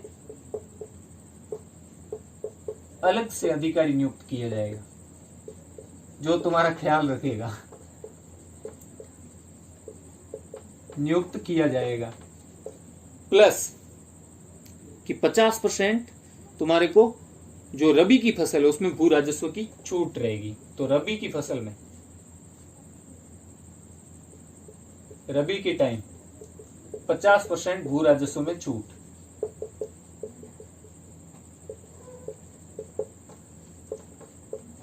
और साथ ही 1/3 परमानेंट छूट, रबी हो चाहे खरीफ, एक हिसाब से 1/3 स्थायी रूप से छूट, परमानेंट स्थायी छूट। किसमें? भू राजस्व में। 50% तो रबी वाली के लिए स्पेशल है भू राजस्व में।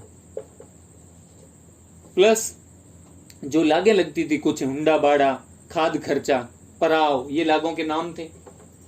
तो जो लागे हैं, हुंडा बाड़ा, शायद नीचे दिख नहीं रहा हो,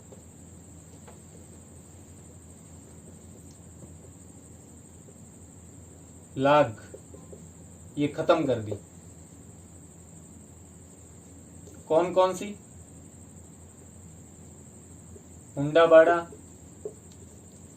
अब लागे खूब लगती थी तो अपना ऐसा कुछ जरूरी नहीं है कि सब चीजों का पता करें कि ये क्या क्या थी।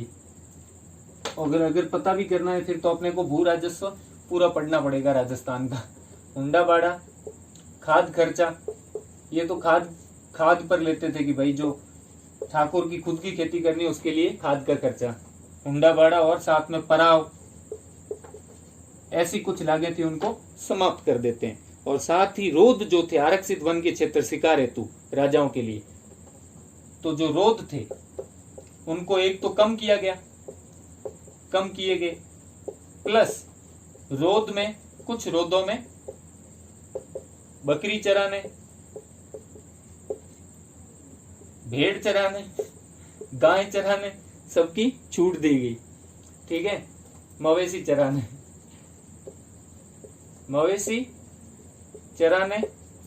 प्लस मवेशी के अलावा जो पशु, मतलब आप ये समझ लो, ठीक है, चराने की छूट। और प्लस लकड़ी लाने, लकड़ी बकरी दोनों की छूट है एक तरह से। तो लकड़ी लाने और मवेशी चराने दोनों की छूट दी गई इनको, कि रोध में से एक तो रोध हम कम भी कर देंगे, और साथ ही जो शिकार के लिए आरक्षित क्षेत्र है उसमें आप अपने जानवर चराने के लिए ले जा सकते हो, और साथ में वहां से ईंधन के लिए लकड़ियां भी ला सकते हो। और सुरक्षा की जिम्मेदारी तुम्हारी है कि वहां चराने जाओ और कुछ हो जाए, कोई जानवर खा ले तुम्हारे वाले मवेशी को, वो तुम्हारी जिम्मेदारी, बाकी चराने की छूट है। और साथ में रोधों को कम भी किया जाता है। और साथ में कि भाई कुछ रोध ऐसे होते हैं ना, साइज कम करते हैं रोधों की, अभी मैंने बताया था रोधों को कम करते हैं, तो संख्या में कम प्लस साइज में कम। तो साइज मतलब आकार में कम करते हैं इनको। और साथ में दूसरा तो ये चराने वाली छूटें ये थी, तो कम करते हैं ना, तो जो इलाका कम हो जाता है, पहले इतना बड़ा रोध है अगर उसको कम कर दिया तो जो अब इलाका बचा है ना वहां खेती करने की भी इजाजत देते हैं, खेती करने की भी इजाजत देते हैं, जो इलाका अब रोध नहीं रहा है वहां पे। ठीक है, मतलब कुछ रोध के इलाके में उनको खेती की भी छूट दी जाती है। और एक उनके आयात निर्यात वाली मांग थी, तो आयात निर्यात जो मवेशियों को होगा उस पर कस्टम ड्यूटी जो थी वो भी कम कर दी गई। तो मवेशी पे जो आयात निर्यात कर था, कर, वो भी क्या कर दिया, कम कर दिया गया। और बाकी तो क्या हो सकती है इनकी छूट, जो इनकी लगभग मांगे थी वो धीरे धीरे मान ली। और खास बात है कि जो ये रोध थे, मेनली इनकी रोध पे ही इनका विरोध था, रोध पे ही विरोध। तो रोध को 1934 में ये फॉरेस्ट डिपार्टमेंट से ही हटा देते हैं। पहले तो वो राजा के फॉरेस्ट डिपार्टमेंट में होता है कि यहाँ मैं ही जाऊंगा और मैं ही शिकार खेलूंगा मेरे एंजॉय के लिए, तो फॉरेस्ट डिपार्टमेंट से। इसीलिए तो जब फॉरेस्ट डिपार्टमेंट में होता है तभी तो ये सब इन पे प्रतिबंध होते हैं कि ना वहां आप चराने जा सकते हो, ना वहां से लकड़ी ला सकते हो, और वहां के पशु तुम्हारे खेत खराब करेंगे तो भी कुछ नहीं, ये सब चीजें होती है। तो इसलिए फॉरेस्ट डिपार्टमेंट से हटा के राजस्व डिपार्टमेंट में डाल देते हैं। तो 1934 में जो रोध होते हैं इनको वन विभाग से, ऐसे लिख दो, वन विभाग से कौन से विभाग में डाल देते हैं? राजस्व विभाग में।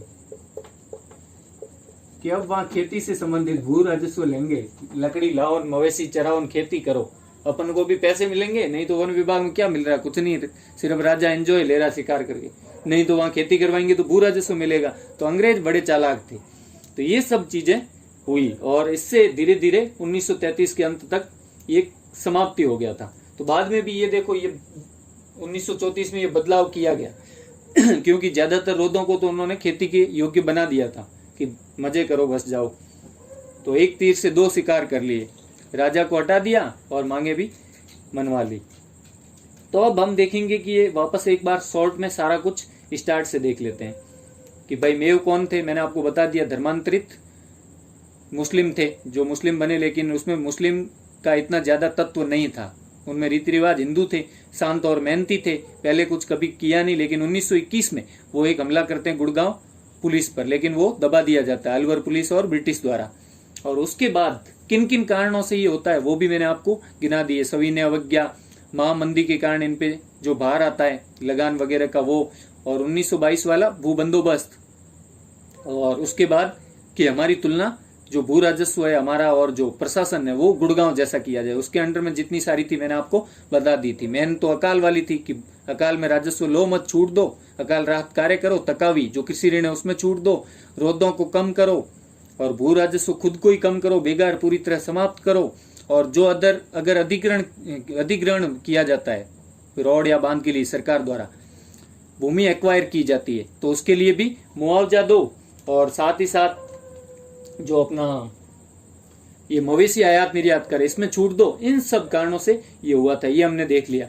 और शुरू हुआ तो बहुत भयंकर शुरू हुआ, प्रचंड, क्योंकि उनको पता था कि हमारे साथ पिछली बार 1921 में थोड़ा सा अमानवीय बर्ताव हुआ, इसलिए ये प्रारंभ होता है। और इन जो 4 निजामत बताई थी उनमें वो खरीफ की फसल नष्ट हो जाती है, इसलिए 1932 के स्टार्ट में वो भू राजस्व देने से मना कर देते हैं। मतलब 1932 के स्टार्ट में ये शुरू हो जाता है। किशनगढ़, रामगढ़, लक्ष्मणगढ़ और तिजारा में वो भू राजस्व देने से मना कर देते हैं खरीफ की फसल का।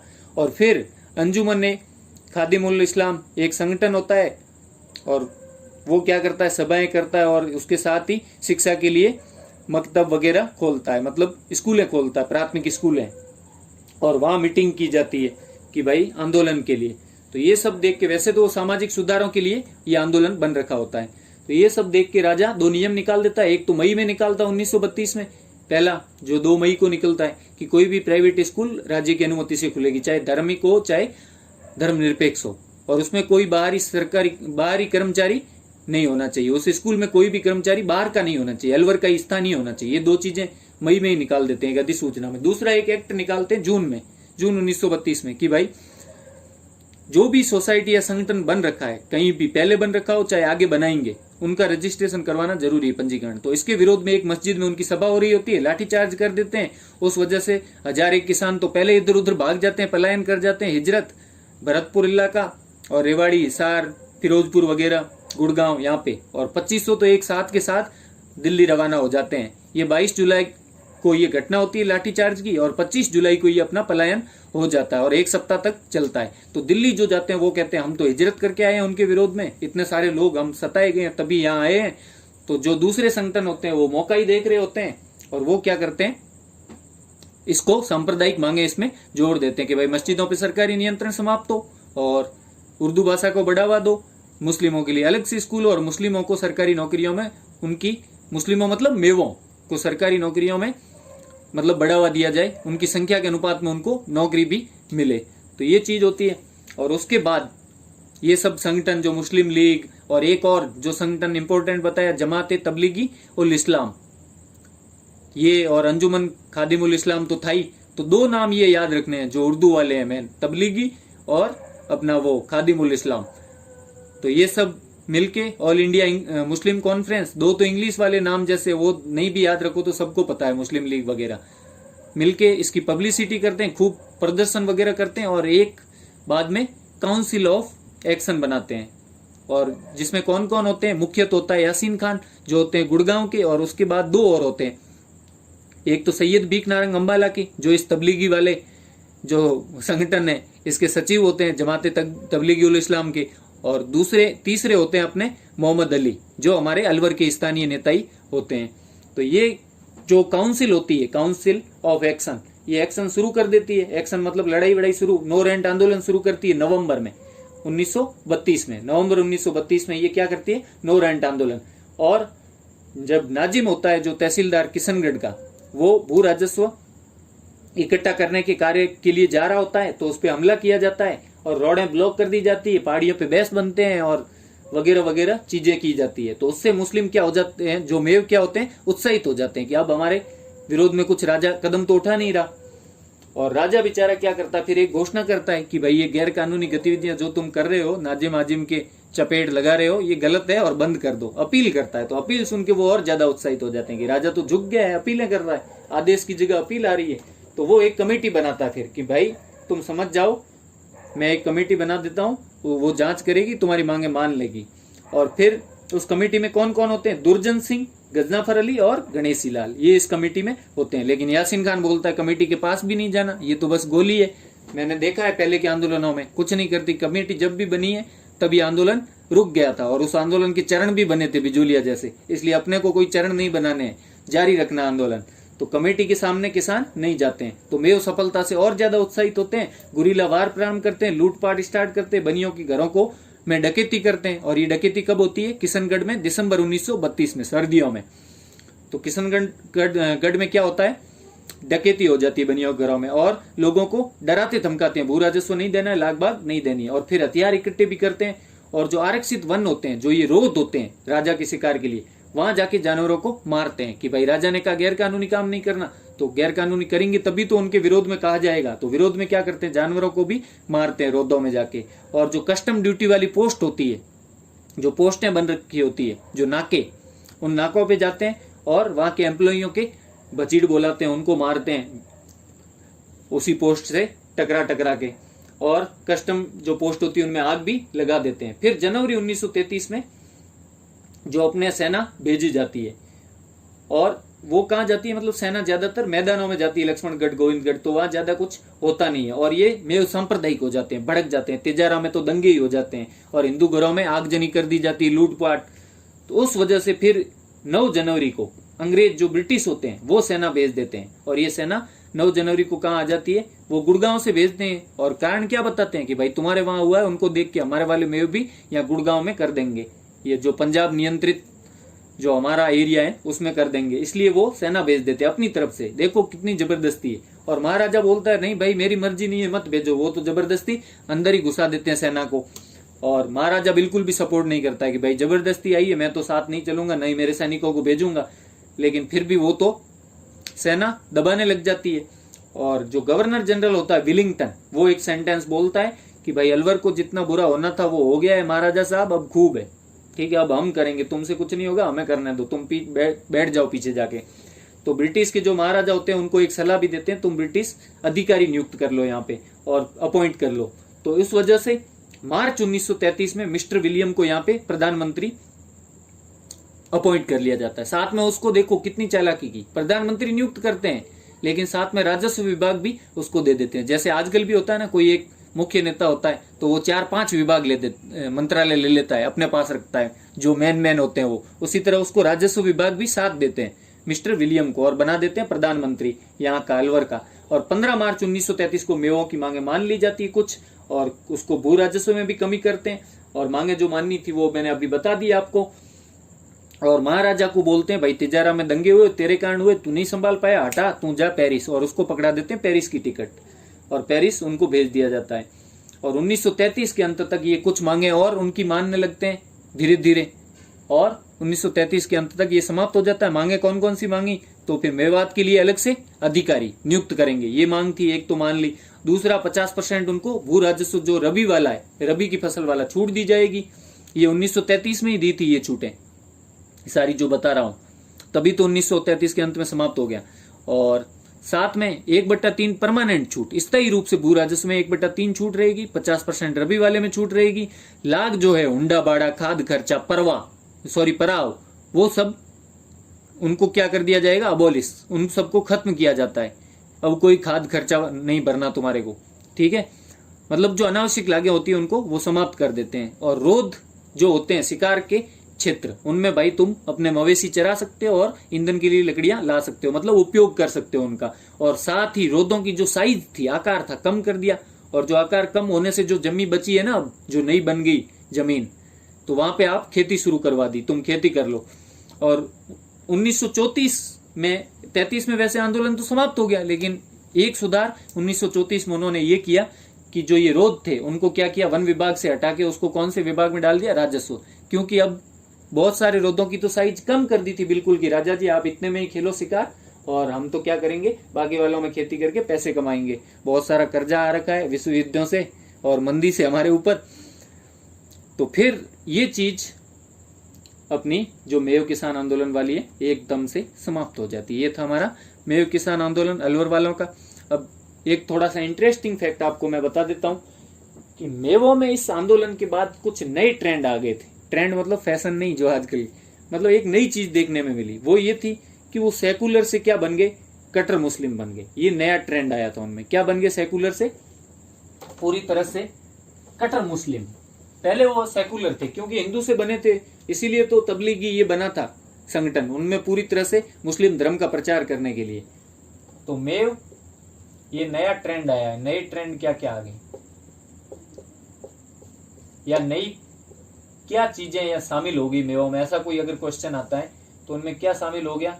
मेव धर्मनिरपेक्ष से कैसे हो गए, कट्टर मुस्लिम हो गए, कट्टर मुस्लिम बन जाते हैं।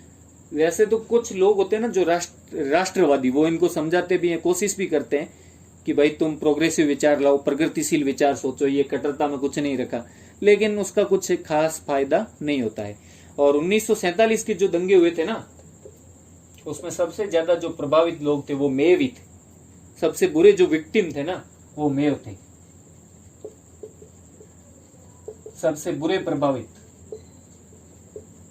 देखो कट्टर हुए तो उन्होंने भाग लिया होगा तो सामने उन पर भी हमले हुए होंगे, तो सबसे बुरे प्रभावित कौन हुए थे, मेव ही हुए थे। अगर ये आंदोलन शायद नहीं होता, मेव धर्मनिरपेक्ष से कट्टर नहीं होते, तो शायद वो बुरे प्रभावित नहीं होते। तो ये चीजें हुई। और अब लास्ट इंटरेस्टिंग फैक्ट कि फिर भी दंगों में प्रभावित तो ये हो रहे हैं, इसका मतलब इन्हें पाकिस्तान जाना होगा, लेकिन फिर भी जो मेवाती पाकिस्तान गए हैं ना वो नेग्लिजिबल है, मतलब नगण्य है, जीरो के बराबर। अपन कोई चीज होती है तभी तो उसको नगण्य बोलते हैं। तो जो पाक गए ना, अब पाकिस्तान जाने के लिए तो ये दंगे हुए थे, लेकिन पाकिस्तान गए दूसरे लोग जो दूसरी जगह के थे, हरियाणा दिल्ली के दूसरे इलाकों में जो मुसलमान थे वो, और पाकिस्तान जाने वालों में मेव नगण्य थे, मेव नेग्लिजिबल थे। न गण्य का मतलब ये नहीं है कि जिनको गिना नहीं जा सकता, मेव नगण्य थे, मतलब जीरो के बराबर तो नहीं बोल सकते, लेकिन कम थे, इसलिए उनको लाखों की तुलना में उनको फिर नगण्य ही मानेंगे, जीरो ही मानेंगे। तो ये चीज हुई अपने मेवों में, बदलाव हुए इनको। हाँ, ट्रेंड, मेरे को वर्ड याद नहीं आ रहा था कि इसके लिए कौन सा वर्ड बोलूं, कि नए बदलाव कौन कौन से आए।